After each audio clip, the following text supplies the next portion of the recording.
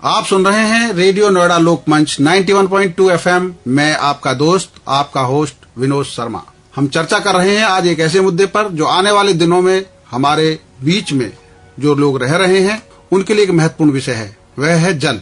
जल के बारे में आज से लगभग 400-500 साल पहले रहीम ने लिखा था कि रहीमन पानी राखिए, बिन पानी सब सून, और पानी गए न उबरे, मोती मानस चून। पानी एक ऐसी जरूरत है आम आदमी की कि जीवन से जुड़ी हुई चीजें हैं। आप देखिए, हमारा इतिहास बताता है कि जहाँ जहाँ पर नदी गुजरी है वहीं पर महानगर बसे हैं, और आज हमारे नए महानगर जो बस रहे हैं उनमें जल संकट तेजी से बढ़ रहा है। क्यों बढ़ रहा है, इस पर चर्चा करने के लिए आज हमारे साथ हमारे स्टूडियो में मौजूद हैं नोएडा प्राधिकरण में चीफ इंजीनियर रहे और ग्रेटर नोएडा में GM रहे समाकांत श्रीवास्तव जी, और नोएडा प्राधिकरण में प्रोजेक्ट इंजीनियर जल के रूप में काम कर चुके MD पांडे जी। मैं अपने स्टूडियो में दोनों मेहमानों का स्वागत करता हूं। समाकांत जी, सबसे पहले आपसे मैं एक सवाल पूछता हूं कि आप नोएडा ग्रेटर नोएडा दोनों में रहे हैं। नोएडा में आबादी का घनत्व बढ़ा है, तो वहां के जल संकट को आप किस तरीके से लेते हैं? विनोद जी, सबसे पहले तो मैं आपका शुक्रिया अदा करूंगा कि आपने अपने स्टूडियो में बुलाया मुझे। हाँ, मुझे एक ऐसे विषय पे बोलने के लिए बुलाया है जो सबसे प्रिय विषय रहा है। जब मैं नोएडा में आया, मेरी शुरू से 2001 से मेरी पोस्टिंग जल में ही रही और मैं जल रिटायर होने तक देखता रहा, यानी 20 वर्ष मैंने नोएडा और ग्रेटर नोएडा में जल के ही कार्य को देखा है। और यहाँ क्या जो नोएडा का जो मास्टर प्लान है, पहले नोएडा एक ऐसा पहला सिटी था जिसने अपना जल का मास्टर प्लान तैयार कराया और सीवर का मास्टर प्लान तैयार कराया। यानी जो हमारी कम्युनिटीज थी उनके भी अलग से मास्टर प्लान बनाएंगे। और जो बात आप कह रहे हैं कि जल तो एक ऐसा विषय है, ये बात बहुत अच्छी लगी कि आपने बताया कि महानगर जितने भी बसे हैं, आप पुराने जितने भी शहर देखोगे नदी के किनारे, और वो भी जहाँ सबसे मीठा जल होता था वहीं आज भी आप किसी भी पुराने शहर में चले जाओ तो वहाँ का जल आपको मीठा मिलेगा। बिल्कुल बिल्कुल बिल्कुल। लेकिन with the passage of time इसमें बहुत डिटेरियोरेशन हुआ है और बहुत जिस तेजी से जनसंख्या बढ़ी, शायद उस तरह से इन संसाधनों का नियोजन समय के साथ साथ नहीं किया गया, जिसकी वजह से दिक्कतें आई। लेकिन फिर भी मैं कहूंगा कि हम लोग बहुत खुशनसीब हैं कि हम नोएडा में रह रहे हैं। जी। और नोएडा प्राधिकरण, ग्रेटर नोएडा प्राधिकरण दोनों ही बहुत आर्थिक रूप से सक्षम प्राधिकरण रहे हैं। इसलिए इन्होंने ऐसी परिकल्पना भी की कि हम सिर्फ और सिर्फ भूजल पे न डिपेंड रह करके हम यहाँ पर गंगा जल लेके आए, जिससे यहाँ की पानी की गुणवत्ता को भी इम्प्रूव किया जाए और साथ साथ में यहाँ का जो हमारा भूजल है उसके दोहन को रोका जाए। नोएडा प्राधिकरण का जहां तक प्रश्न है, वहां जो मास्टर प्लान हम लोगों ने तैयार कराया है, 2031 तक का मास्टर प्लान हमने तैयार करा दिया है वहां पर। और वहां का जो जल संकट है, जो पुराना नोएडा जिस साइड में बसा हुआ है, वहां पर एक्सट्रैक्शन बहुत ज्यादा हुए हैं। मल्टी स्टोरी बिल्डिंग आने से वहां पर जो बेसमेंट, डबल बेसमेंट की परमिशन जो दी गई, उससे सबसे निश्चित रूप से भूजल के ऊपर बहुत विपरीत प्रभाव पड़ा है। और उसको नियंत्रित करने के लिए किस तरह से प्लान किया जाए, आपको मैं बताऊं कि मेरी जो परिकल्पना थी वो नोएडा को वाटर टेबल राइजिंग सिटी बनाने की थी। मैंने 19 साल नोएडा को दिए हैं और उसमें जो प्लानिंग की गई थी वो प्लानिंग इसी तरह से की गई कि वो वाटर टेबल राइजिंग सिटी बन सके। ये सुनने में जरूर अजीब सा लगेगा, लेकिन ऐसा संभव है। जब हम यहाँ से भूजल का दोहन नहीं करते और जो हम गंगा जल बाहर से ला रहे हैं उसका प्रयोग करेंगे, प्रयोग करने के बाद उसके शोधन के लिए यहाँ सबसे उच्च गुणवत्ता के STP लगाए गए। वो शोधित जल जब सिंचाई के माध्यम से नीचे जाएगा तो वाटर टेबल को वो ऊपर करेगा और आप पानी अलग नहीं निकालेंगे। जो नोएडा का जो पुराना एरिया है वहां पर वाटर टेबल डाउन होते होते आज वो चला गया है 60 से 70 मीटर नीचे चला गया है। लेकिन जो भी एक्सप्रेसवे साइड के जो सेक्टर हैं वहां पर आज भी 15 से 20 मीटर पे पानी का स्ट्रक्चर शुरू हो जाता है। जो पैटर्न है नोएडा में, जो एक्विफर है यहाँ पर नीचे एक्विफर, वो चीज होती है जिसमें पानी जमीन के नीचे एकत्रित होता है, उसको एक्विफर बोलते हैं। तो यहाँ का जो पैटर्न है उसमें 60 मीटर से 200 मीटर तक की डेप्थ में आपके पास में पानी अवेलेबल है। लेकिन उसकी जो थिकनेस है वो थिकनेस सिर्फ 50 से 60 मीटर की है। अच्छा। उसी बीच में आप उसमें जो हम लोग जब उसको बोर करते हैं, जो लोवरिंग करते हैं, तो जो स्लॉटेड पाइप डाले जाते हैं वो सिर्फ उतने में ही डाले जा सकते हैं। अच्छा। वहीं पर जो ग्रेटर नोएडा का एरिया है वो इस मामले में बहुत भाग्यशाली है कि ग्रेटर नोएडा का जो साइट है, जैसे हिंडन के उधर आप जैसे ही जाते हैं तो वहां बिल्कुल पैटर्न एक्वीफर का बदला हुआ है। अच्छा। वहां पर आपको 15 मीटर से ही पानी की उनकी वो स्टार्ट हो जाती है, एक्वीफर स्टार्ट हो जाता है और 200 मीटर की डेप्थ तक आप चले जाओगे नीचे, 200-220 मीटर तक एक स्ट्राटा लगातार मिलता चला गया, बीच बीच में छोटे से गैप। यानी अगर आप चाहो तो वहां स्लॉटेड पाइप आप 150 मीटर के भी डाल सकते हो। अच्छा। यानी प्रचुर भंडार है पानी का। इसलिए ग्रेटर नोएडा में, और ग्रेटर नोएडा ने भी गंगा जल अपने यहाँ 240 mld का अरेंजमेंट कर लिया है, जो जून से ये शुरू कर देंगे गंगा जल देना। जिसके बाद ग्रेटर नोएडा एरिया में पानी की समस्या पर बहुत ज्यादा अभी इतना तो चिंतित होने की जरूरत है, लेकिन जल एक ऐसी चीज है जिसकी जितनी कंजूसी से यूज किया जाए, इसको हम इस तरह से अगर कह लें विनोद जी कि हमें जल को गुल्लक की बात अगर बचपन याद हो तो गुल्लक में हम पैसे इकट्ठा करते थे और वो जो पैसे इकट्ठा करते थे उसको तभी फोड़ते थे जब वो हमारी मजबूरी बन जाता था, तभी उसमें से पैसा निकालते थे, नहीं तो नहीं निकालते थे। इसी तरह से जल को भी आपको संचित करना चाहिए, एक गुल्लक, जो गुल्लक हमको प्रकृति ने नीचे इस एक्वीफर के रूप में दे रखी है, जिससे ये जल एकत्रित होता रहे और ये तभी निकाला जाए जब हमारे पास सतही स्तर पर जो हमारी नदियों से जो पानी आ रहा है वो पानी आपके लिए उपलब्ध ना हो।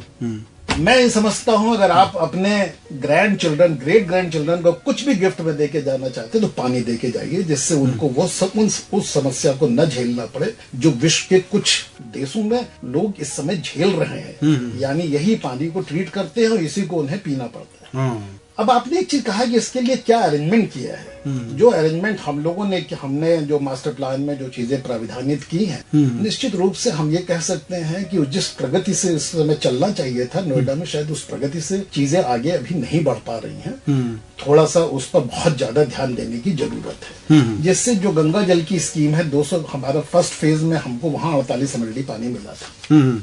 सेकंड फेज हमने 192 mld का बनाया और इसको भी हम लोगों ने तैयार कर, ये 80 क्यूसेक का था। ये हमारे पास आज 240 mld गंगा जल वहां पर उपलब्ध है, जो हम लोग दासना में जो अपर गंगा कैनाल है वहां से लेके आ रहे हैं और गाजियाबाद में वहां पर उसका शोधन हो रहा है। शोधन होने के बाद वो पानी नोएडा को सप्लाई किया जाता है। लेकिन जो इंफ्रास्ट्रक्चर बन के तैयार हो जाना था, वो इंफ्रास्ट्रक्चर अभी भी एक्सप्रेसवे साइट का कंप्लीट होकर के कमीशन नहीं हो पाया है। उस पर इस समय ग्रेटर नोएडा प्राधिकरण में जो भी इस समय जल के प्रभारी हैं उनको बहुत ध्यान देने की जरूरत है, जिससे उसे अगले 6 महीने के अंदर पूरा कर लिया जाए। क्योंकि जो तीसरा चरण है, थर्ड फेज है गंगा जल का, वो 37.5 क्यूसेक का है, जिसमें मुझे फिर हम लोगों को 92 mld और पानी मिलने जा रहा है। 90 mld पानी और मिलेगा। ये भी पानी आपके पास आगे दिसंबर में खड़ा हो जाएगा। यानी आपके पास 330 mld पानी तो हो जाएगा,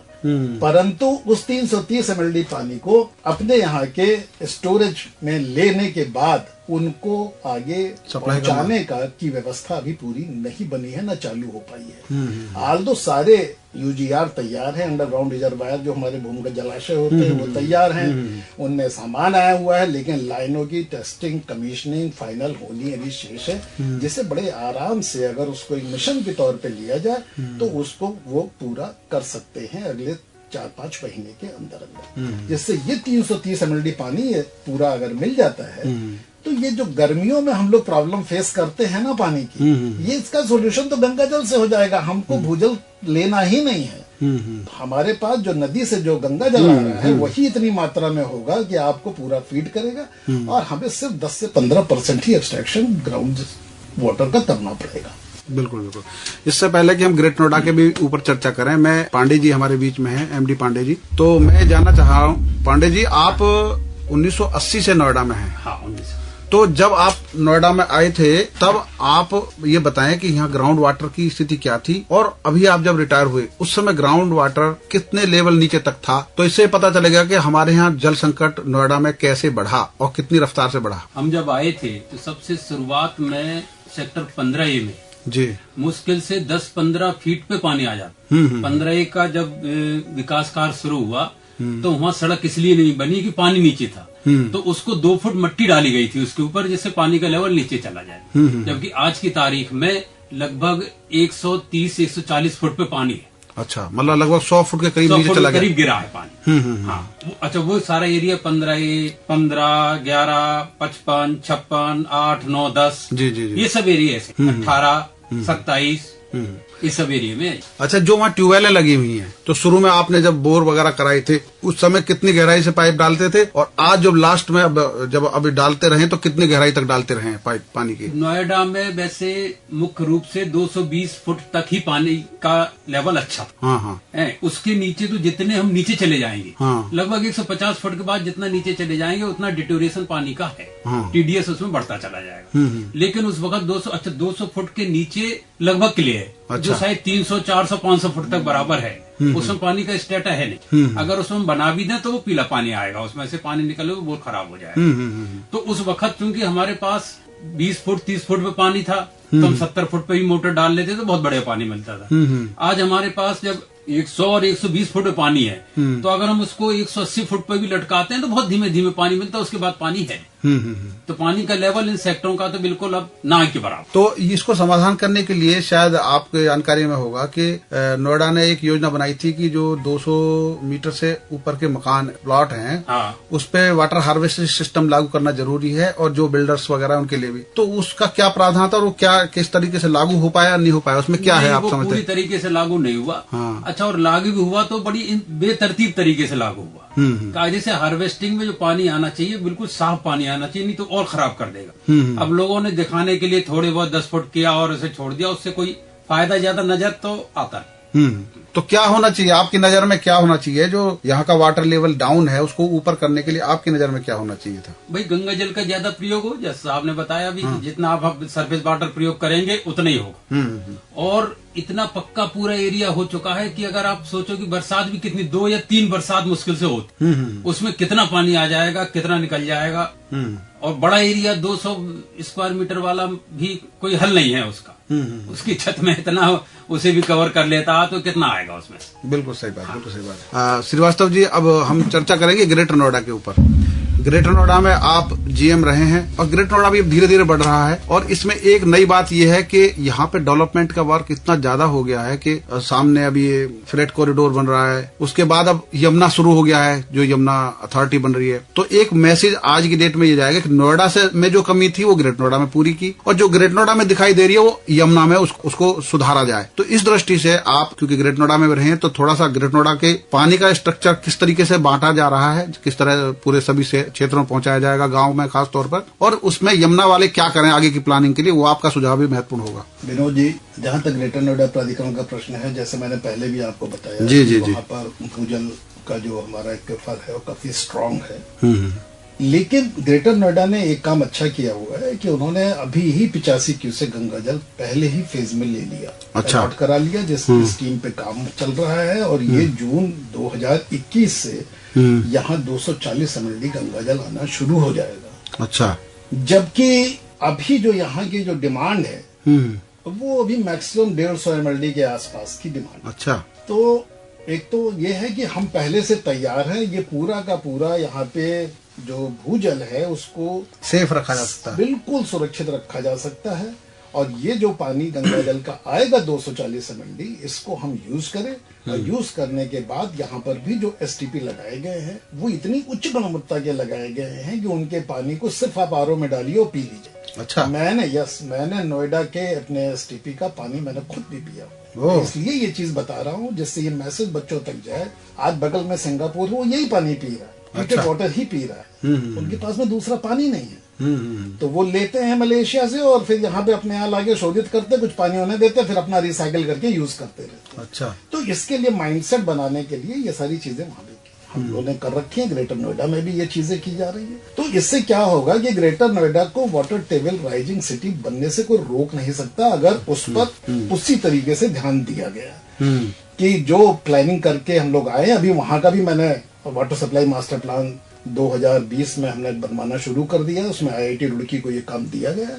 IIT रुड़की इस पर काम कर रहा है, और वहां उसका पूरा कंप्लीट वाटर सप्लाई का जो सिस्टम है उसको डिजिटाइज कराया जा रहा है। आप अपने यहाँ स्क्रीन पे बैठ के ये देख सकते हैं इस समय ये ट्यूबवेल चल रहा है, किस समय ट्यूबवेल बंद हुआ, अच्छा। कितना वाटर लेवल है, टैंक में अब इसमें पानी कितना है, किस प्रेशर से आ रहा है, आपको सारी चीजें आपके स्क्रीन पे अवेलेबल होंगी। ये व्यवस्था ग्रेटर नोएडा में कर दी गई है, जिसमें जम के काम चल रहा है। नरेंद्र भूषण साहब जो वहाँ के मुख्य कार्यपालक अधिकारी हैं, उन्होंने बड़ा विशेष तौर पे इस पर उनका, चूंकि वो इलेक्ट्रॉनिक फील्ड के खुद हैं, इलेक्ट्रॉनिक्स में उन्होंने उनका इंजीनियरिंग है, तो वो उस बैकग्राउंड से हैं और उनका बहुत ज्यादा उस पर एम्फेसाइज था और उस चीज को हम लोग बहुत अच्छे ढंग से वहां पर इस समय उसकी तैयारी चल रही है। मुझे लगता है कि अगले कुछ महीनों में आप देख पाएंगे कि ग्रेटर नोएडा की खाली वाटर सर्विस ही नहीं, इवन सीवर के एक एक मैन होल, अच्छा, स्ट्रीट लाइट कब जली कब बुझी आपको अपने स्क्रीन पे दिखाई पड़ेगा कि स्ट्रीट लाइट या ये स्ट्रीट लाइट के इतने पॉइंट जल रहे हैं, इतने पॉइंट खराब। वाह।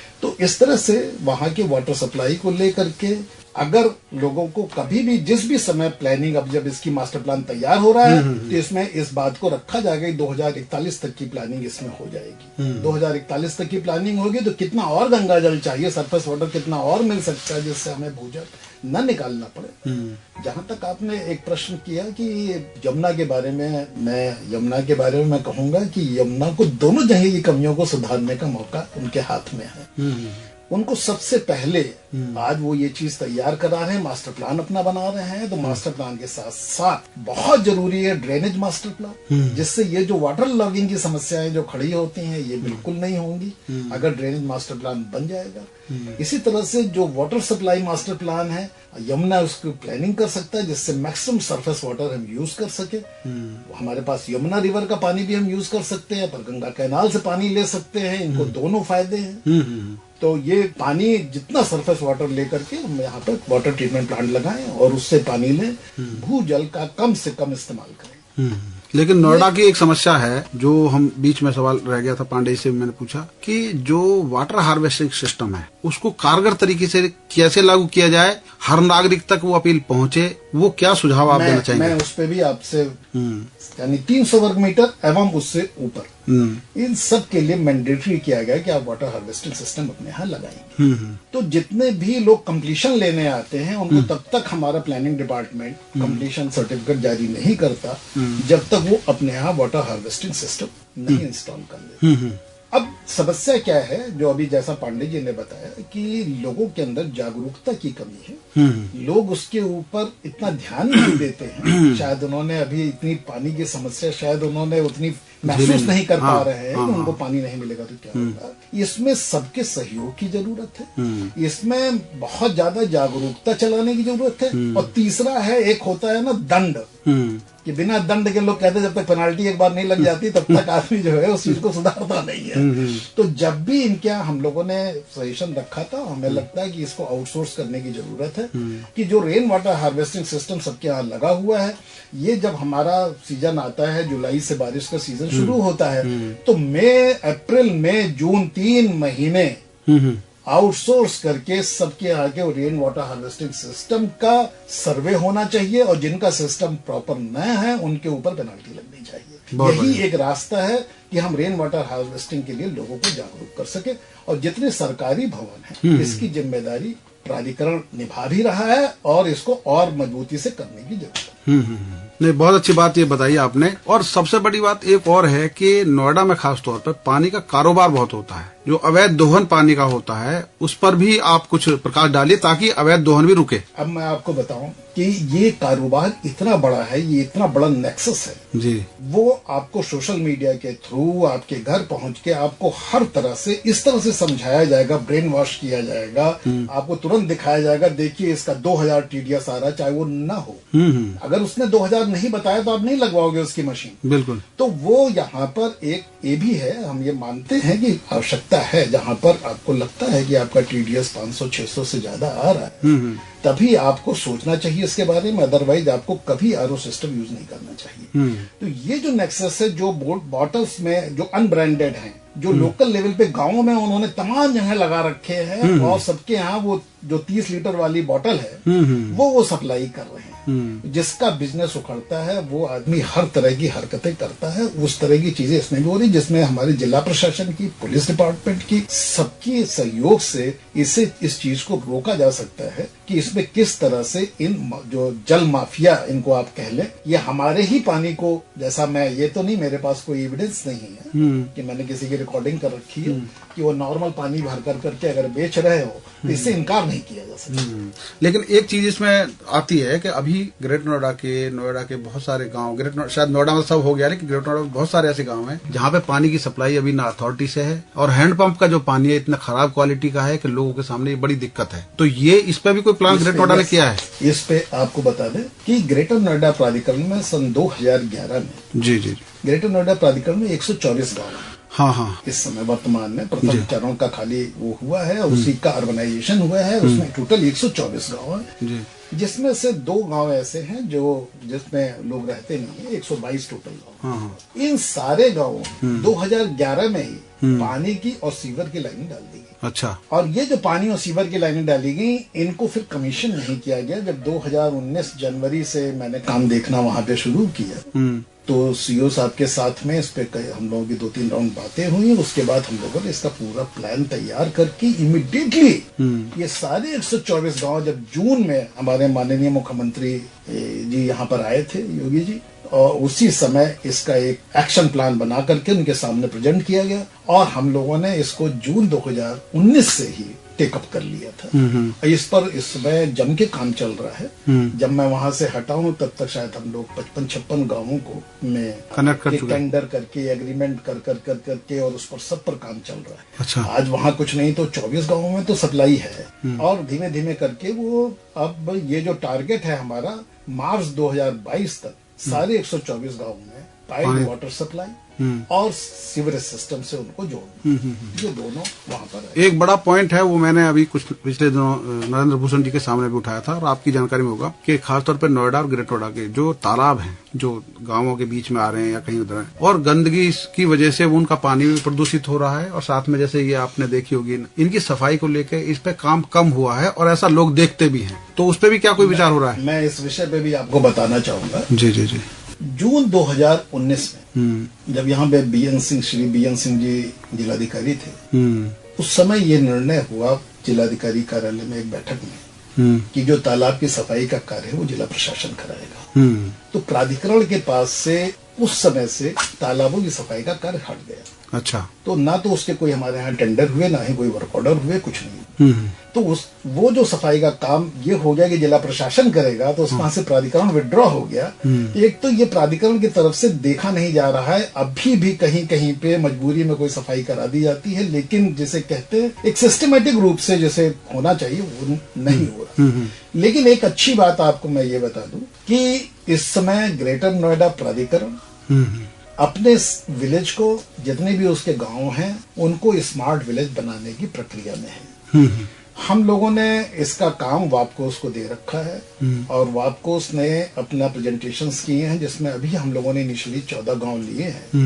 इन 14 गांवों को हम स्मार्ट विलेज बनाने जा रहे हैं, जिसमें तालाबों का सुंदरीकरण भी है।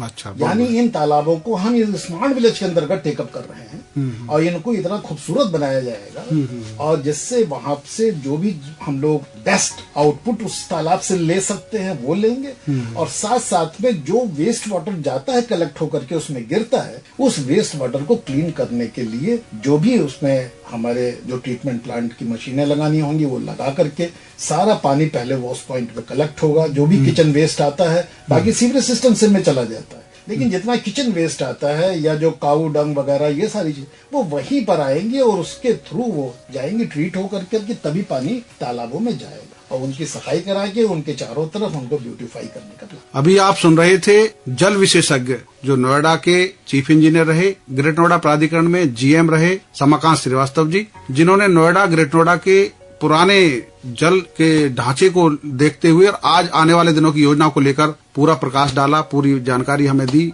साथ में हमारे project engineer MD Pandey ji हैं, जिन्होंने 1980 से लेकर और अब तक जो नोएडा में जल का जो बदलाव देखा उस सब पर विस्तार से चर्चा की। मैं आप दोनों का मेरे स्टूडियो में समय देने पर बहुत बहुत आभार व्यक्त करता हूं। आपका बहुत बहुत आभार। आप सुन रहे हैं रेडियो 91 नोएडा लोकमंच, आपकी अपनी आवाज। धन्यवाद।